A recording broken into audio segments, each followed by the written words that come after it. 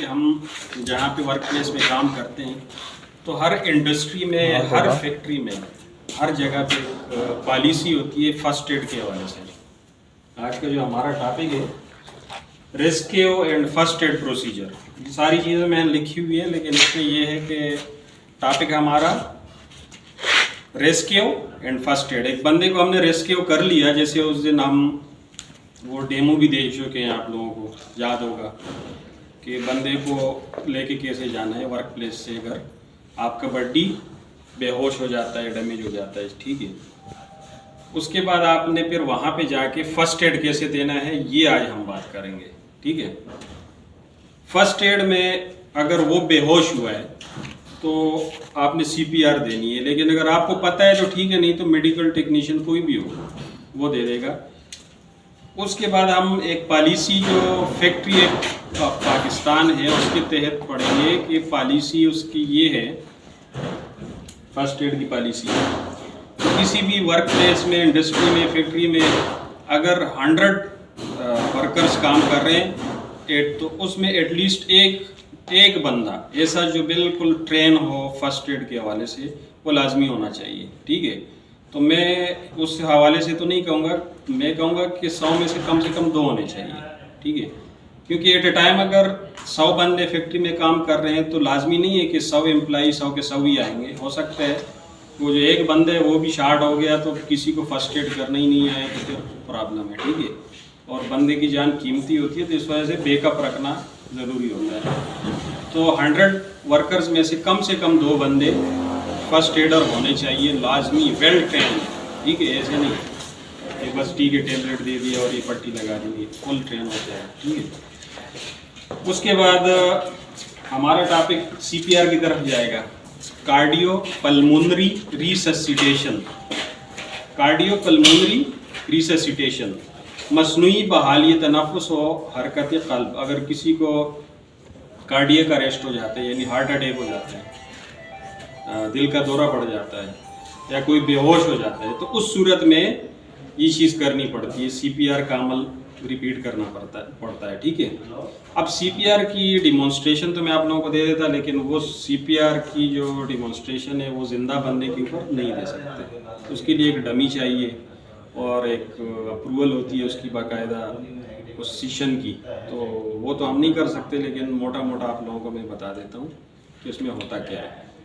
अक्सर इंडस्ट्रीज़ में या फैक्ट्रीज़ में, वर्क प्लेस पे एक डिवाइस लगी होती है, AED के नाम से उसको पुकारा जाता है। AED, ऑटोमेटेड एक्सटर्नल डिफिब्रिलेटर, या आसान अल्फाज में मैं आप लोगों को बताऊं कि शॉकिंग मशीन एक होती है, इलेक्ट्रिक शॉक देने वाली, जो आपने हॉस्पिटल में देखा होगा या टीवी पे, मोबाइल पे देखा होगा कि डॉक्टर्स जो होते हैं वो जो पेशेंट अनकॉन्शियस होता है या बिल्कुल ही क्या उसको बोलते हैं कि उसको दिल का दौरा पड़ जाता है और क्रिटिकल स्टेजेस पे होता है, तो उसको एक झटका देते हैं।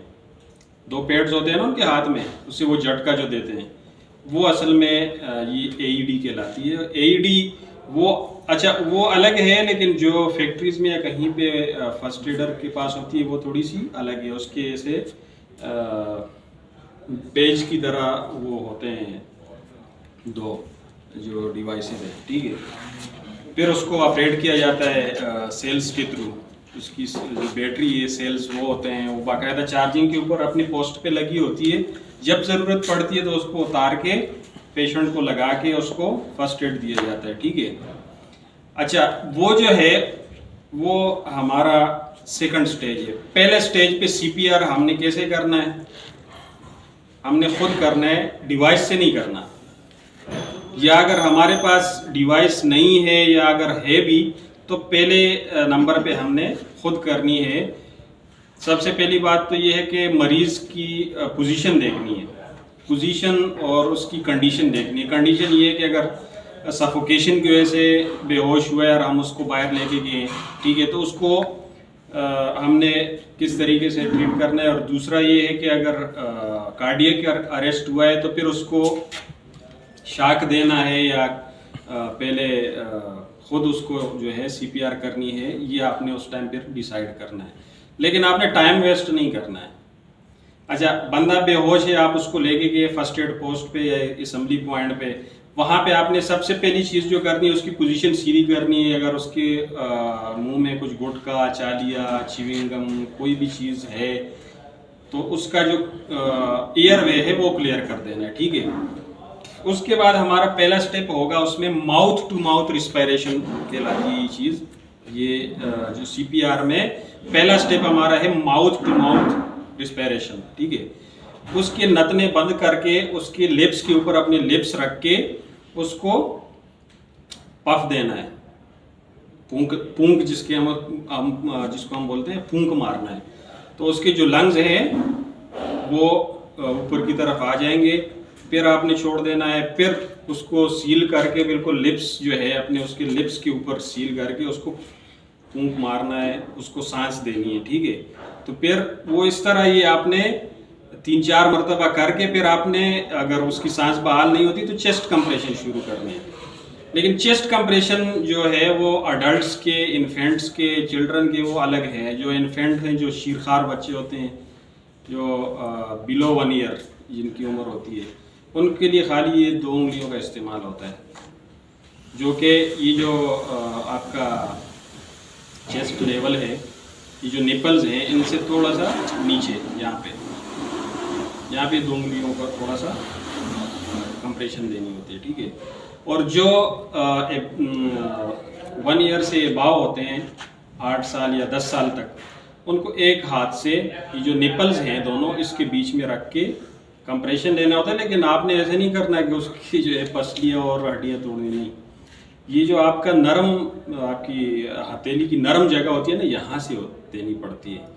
और एक जो पर मिनट आपने 30 कंप्रेशन देने, उससे ज़्यादा नहीं देने, ठीक है। तब तक आपका जो एईडी डिवाइस है वो भी आ जाएगा, कोई ना कोई टेक्नीशियन भी आ जाएगा, एम्बुलेंस भी आ जाएगी।